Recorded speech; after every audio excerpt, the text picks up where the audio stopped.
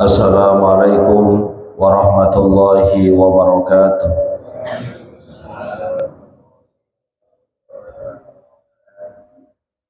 Bismillahirrahmanirrahim. Alhamdulillahi rabbil alamin. Allahumma salli wa sallim ala sayyidina Muhammadin wa ala alihi wa sahbihi ajma'in, amma ba'du. Fa inna asdaqal hadits kitabullah wa khairal hadi hadi sayyidina Muhammadin sallallahu alaihi wasallam wa syarral umuri muhdatsatuha wa kullu muhdatsatin bid'ah wa kullu bid'atin dhalalah wa kullu dhalalatin finnar. Subhanaka la ilma lana illa ma 'allamtana innaka antal alimul hakim. Rabbi shrah li sadri wa yassir li amri wahlul 'uqdatam min lisani yafqahu qawli. Amin. Yang sama-sama kita hormati dan muliakan guru kita Ustaz Dr. Andes Haji Asman bin Haji Abdul Rahim, Ketua Masjid Al-Istiqomah Ustaz Haji Asmari bin Kiai Haji Abdul Rashid Siddiq, Bapak-bapak, ibu-ibu hadirin jamaah yang dimuliakan oleh Allah. Melanjutkan bacaan kitab kita. Bismillahirrahmanirrahim. Qala al-muallif rahimahullahu ta'ala anhu wa qala alaihi salatu wassalam, la tazalul malaikatu tusalli ala ahadikum ma dama fi majlisihi alladhi yusalli fihi ma lam yuhdith aw yatakallam taqulu Allahumma ighfir lahu Allahumma arhamhu wallahu a'lam. Melanjutkan kajian kitab An-Nasaihu Diniyah wal Wasaya Al-Imaniyah karangan Al-Habib Abdullah Al-Haddad. Beliau mengutip sebuah hadis Nabi kita Muhammad sallallahu alaihi wasallam, la tazalul malaikatu tusalli ala ahadikum, senantiasa para malaikat itu mendoakan salah seorang di antara kalian madama fi majlisihi alladhi yusalli fihi, selama dia masih berada di dalam tempat sholatnya. Nih kita nih dari tadi sholat belum bergerak, belum pindah, dengan catatan malam yuhdis aw yatakallam, selama dia enggak hadas, selama dia enggak batal wudunya. Kalau batal ambil air wudu lagi. Aw yatakallam, atau dia ngobrol urusan dunia, ngobrol yang enggak ada urusan akhirat. Insya Allah kita nih ngobrolnya enggak ada ngobrolin kecuali akhirat. Maka malaikat doain kita. Bagaimana bentuk doanya? Allahumma ighfir lahu, ya Allah ampuni itu orang yang ada di Masjid Al-Istiqomah yang belum pada pulang. Allahumma arhamhu, ya Allah berikan rahmat kepada mereka, kasih sayangilah kepada mereka. Lihatin doa malaikat doang, insya Allah merupakan doa keberuntungan buat kita, diampuni dosa kita, diberikan rahmatnya Allah subhanahu wa ta'ala. Yang satu rahmat Allah melebihi kualitas dunia beserta isi-isinya.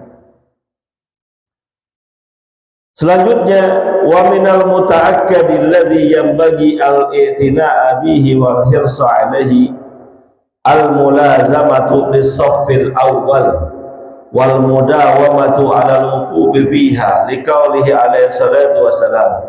Dan yang penting lagi di antaranya yang harus kita jaga, yang harus kita usahakan dalam melaksanakan sholat itu adalah mulazamatu lis-saffil awwal. Mulazamah, berketetapan, berusaha terus-terusan berada pada saf yang pertama, saf yang awal. Liqauli sallallahu alaihi wasallam, karena Nabi kita Muhammad sallallahu alaihi wasallam sabdakan, innallaha wa malaikatahu yusalluna ala sufufil mutaqaddimah, sesungguhnya Allah dan para malaikatnya berselawat, memberikan doa. Malaikat mengucapkan doa, Allah memberikan rahmat kepada siapa? Kepada orang-orang yang berada di saf pertama. Ini kita biasanya lebih demen di saf pertama apa di saf belakang? Kenapa? Pertama gampang keluar, yang kedua di belakang lebih dingin kali AC-nya.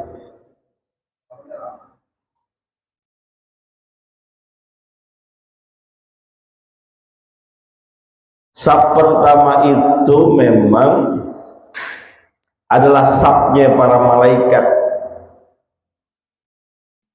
Kalau mau dapat saf pertama tentunya datangnya awal-awalan. Maunya saf pertama tapi datangnya belakangan. Seperti mohon maaf nih, misalnya dalam pelaksanaan sholat Jumat kita pengen saf pertama, kebetulan masih ada tuh saf pertama, cuma saf kedua lagi isi, saf ketiga keisi, saf keempat lagi isi, yang belakang pengen maju ke saf pertama. Itu jangan sampai dia ngerusak barisan yang ada tuh. Minggir, jangan. Misalnya pundak begini nih, nggak boleh tuh. Kalau mau datang saf pertama, datangnya awalan, duluan. Ini maunya saf pertama, cuma datangnya belakangan. Emang ente presiden? Lah kalau presiden kalau sholat di Istiqlal misalnya, emang datangnya belakangan, tapi kan itu jalurnya jalur khusus. Ini presiden bukan, ketua masjid bukan. Mau saf pertama, mikir. Ya kecuali dia yang khotib, masa ya khotib belakangan. Khotib itu dianjurkan datangnya belakangan. Makanya pengurus kalau sudah konfirmasi khotib hadir, udah nggak usah khawatir. Jangan nengok lagi jam mana khotibnya ini gak datang, mana ini gak datang, diteleponin. Nah khotibnya nggak bawa HP.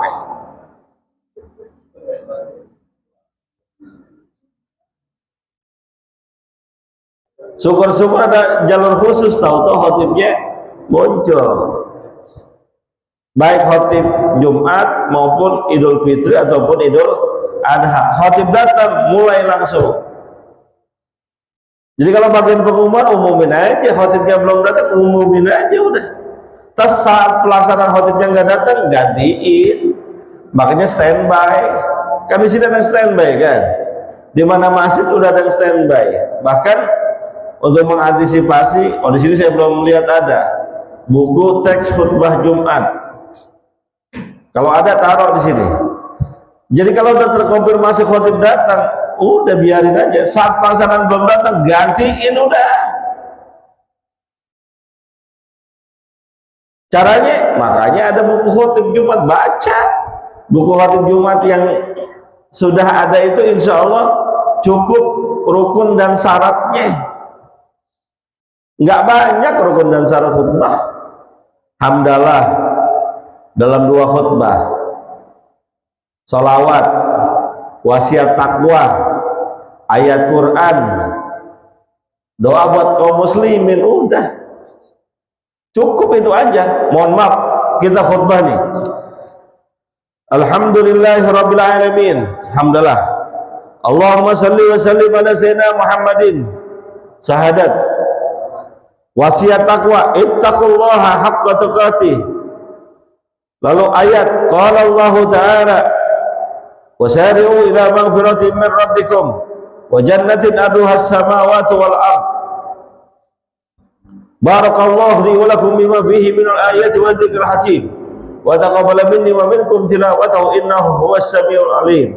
Aqulu qawli hadza wa astaghfirullah li wa lakum wa li sa'iril muslimina wal muslimat fastaghfiruhu innahu huwal ghafurur rahim. Duduk. Boleh enggak kita? Boleh enggak? Boleh, cukup rukun dan syarat. Jamaah demen enggak kayak gitu? Demen. Besok gua khutbah begitu di sini. Khutbah yang kedua sama, hamdalah, salawat, ayat, wasiat takwa, tambahin doa lil mukminin. Setelah kita Ya ayyuhalladzina amanu taqullaha wal tanzur nafsum ma qaddamat lighad wattaqullaha innallaha khabirum bima ta'malun. Allahumma ighfir warhamil muslimina wal muslimat wal mu'minina wal mu'minat birahmatika ya arhamar rahimin. Ibadallah, innallaha ya'muru bil 'adli wal ihsan wa ita'i dzil qurba wa yanha 'anil fahsya'i wal munkari wal baghi ya'idukum la'allakum tadhakkarun.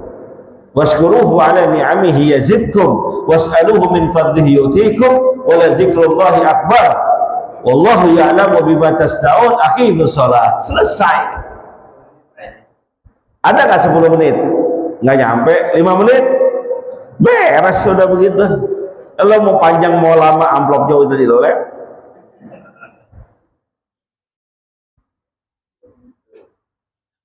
Jadi sebetulnya khutbah Jumat itu gampang, yang susah pembawaannya, muroahnya yang kudu dijaga, itu yang susah. Kalau khutbah Jumatnya mah gampang. Maka kalau udah khutbah Jumat, jangan pakai celana pendek di depan umum, karena akan yukhillul muru'ah, menghilangkan kewibawaan. Siapin di sini. Jadi kalau khotibnya nggak datang, udah telat dikit, udah tinggal aja. Ya resiko. Kenapa telat? Sunnahnya khotib datangnya belakangan. Idul Fitri, Idul Adha, yang umumin aja.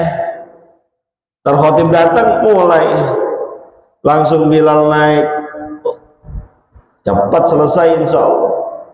Jadi khotibnya nggak pakai dipasangin petasan lagi kalau cepet-cepet. Kalau kelamaan baru.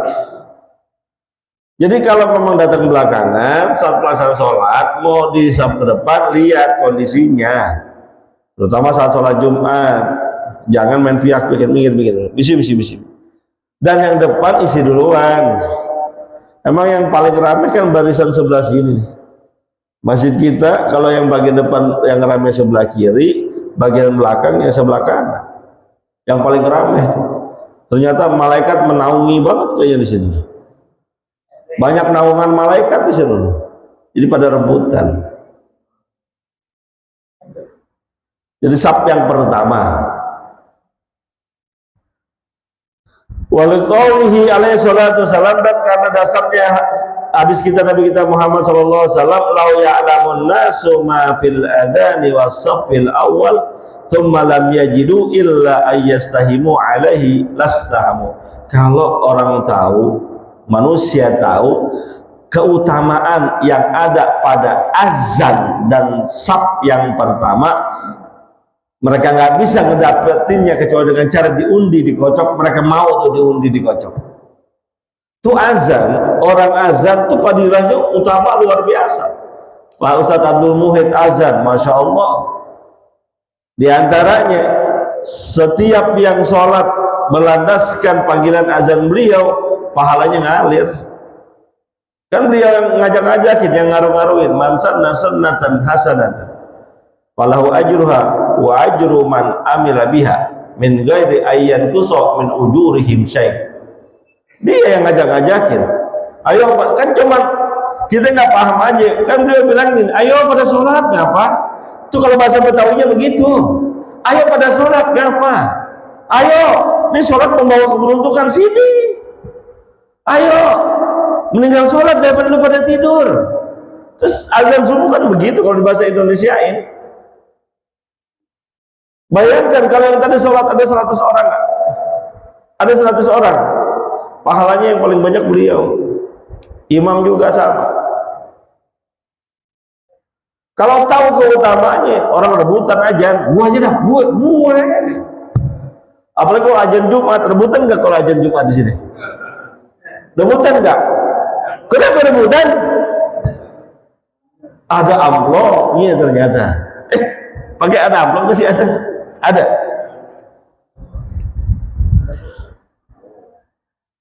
Azan itu ada keutamaannya. Dalam sebuah riwayat dikatakan, nanti mohon maaf, orang-orang muazzin yang suka azan itu di akhirat lehernya panjang.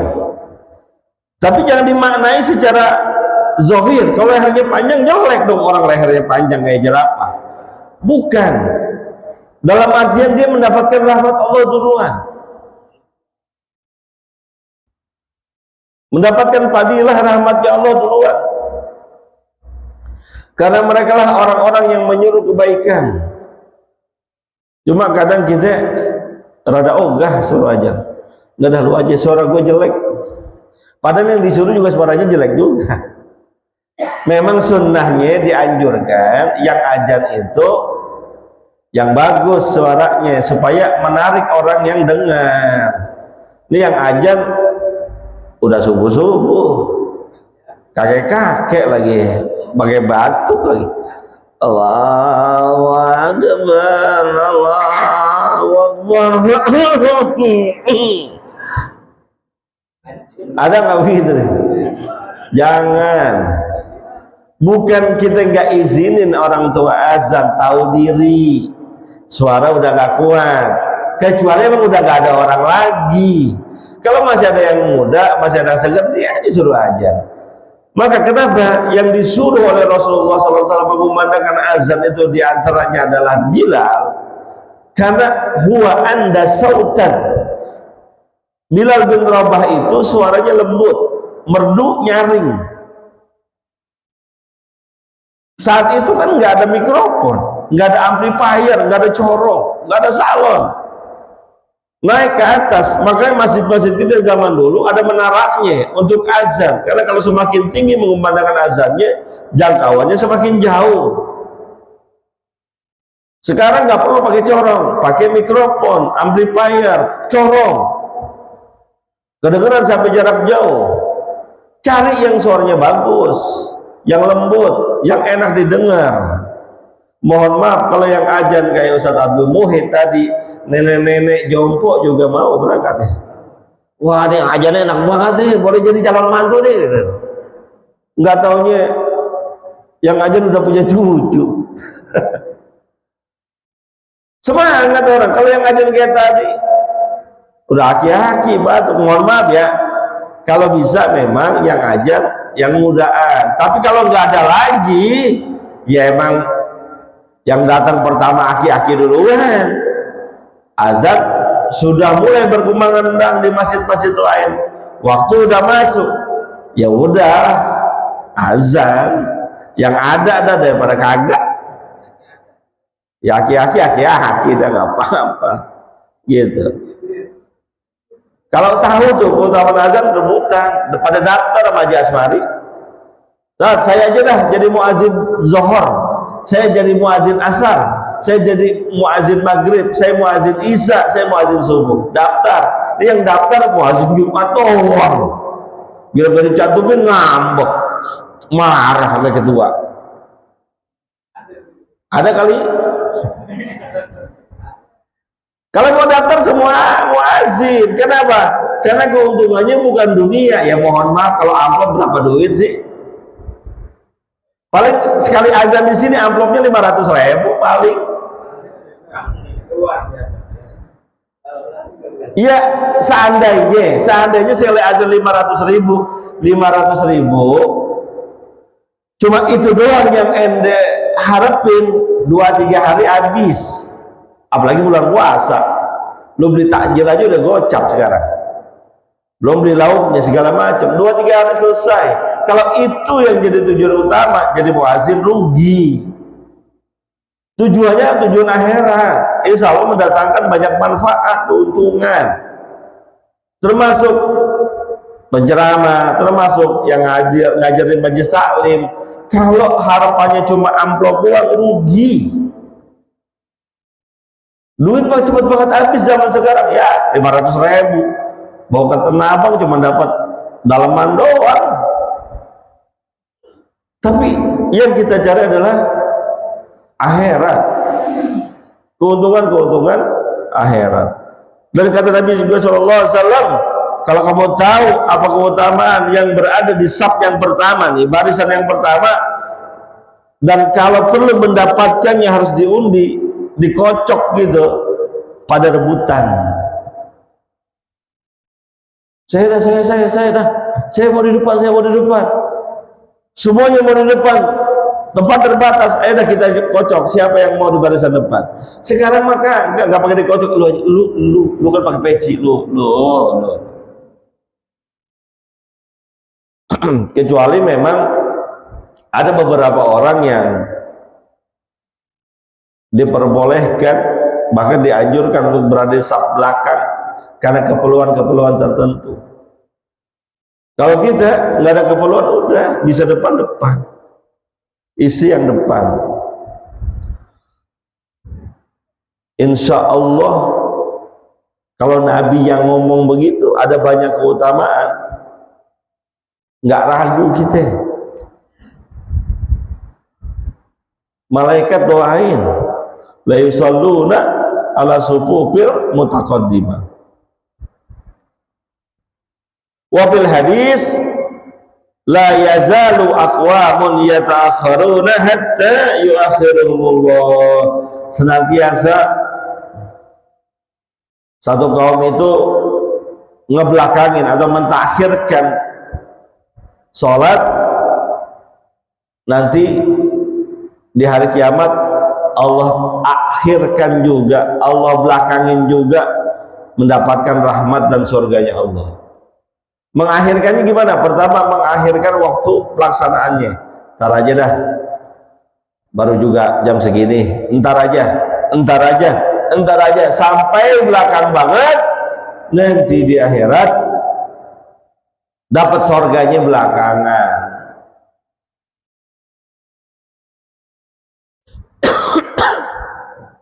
Atau mentakhirkan barisannya, gue di belakang aja sih deh, gue di sini aja dah, di belakang, ayo maju, dia di belakang. Khawatirnya Allah takhirkan juga masuk surganya Allah. Kan masuk surga enakan duluan, Pak. Antrian yang begitu panjang, ya mudah-mudahan sih kita masuk surga, enakan duluan. Ibarat ada dua ruangan, yang di luar ruangan non AC, dalam ruangan AC. Orang milih duluan yang di dalam, lebih adem. Semakin dia mentakhirkan sholat, ngebelakangin, entar-entaran ngerjain sholatnya, maka semakin belakangan dia mendapatkan rahmatnya Allah, semakin belakangan dia akan mendapatkan surganya Allah. Semakin belakangan dia barisannya, akan semakin belakangan juga mendapatkan rahmat dan surganya Allah. Dan mohon maaf nih, ini udah berkali-kali saat pelaksanaan sholat Id, kita kenapa nutup jalan tuh? Kadang kita suka ngerenes juga. Ini kenapa kita bikin 3 lantai untuk menampung jamaah agar nggak berceceran di jalanan. Tapi sering banget saat pelaksanaan sholat Id udah digero-geroin, MC udah bilang, para bapak-bapak, para jamaah yang masih ada di jalanan silahkan masuk ke dalam ruangan masjid, karena ruangan masjid masih agak kosong, lantai 2 masih kosong. Udah disuruh begitu berulang-ulang. Bahkan orang juga turun, ayo ke atas, udah di sini aja deh, di sini aja, di belakang aja sama ngerokok, ayo naik, di belakang aja begitu.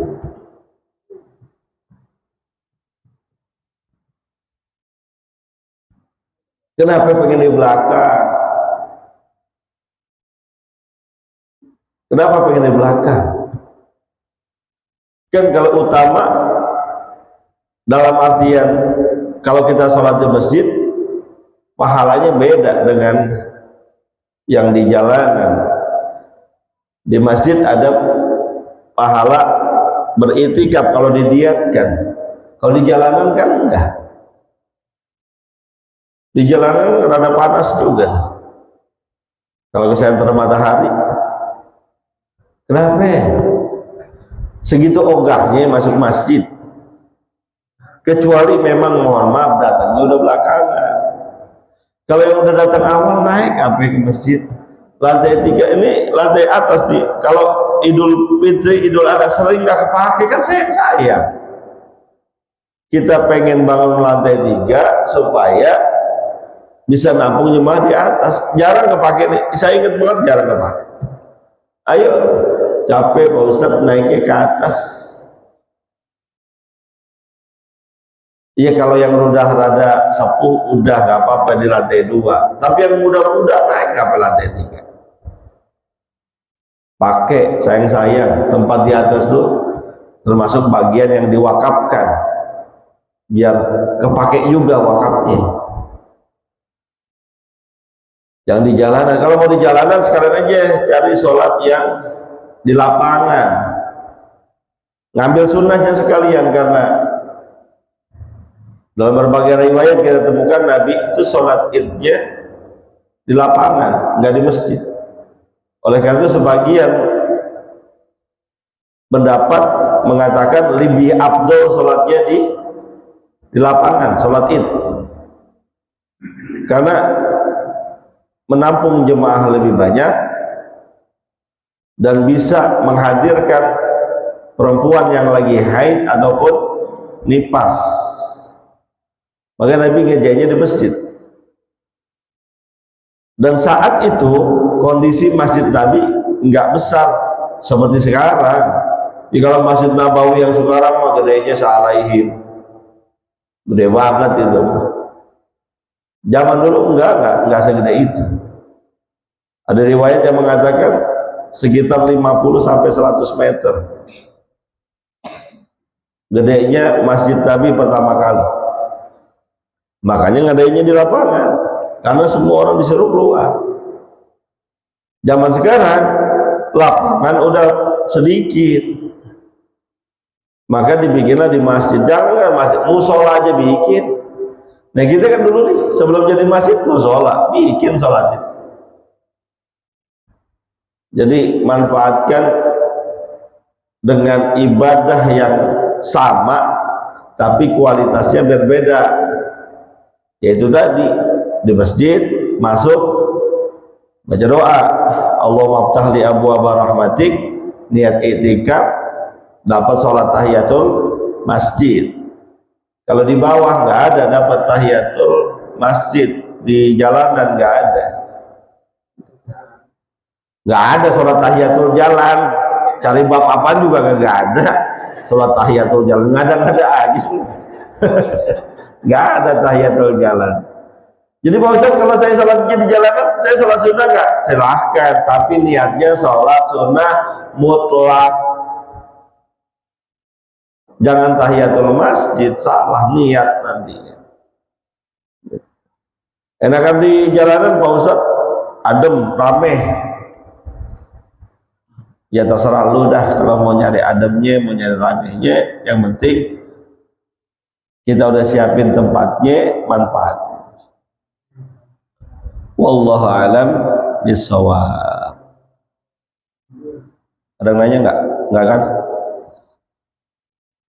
Mudah-mudahan ada manfaatnya. Al-Fatihah.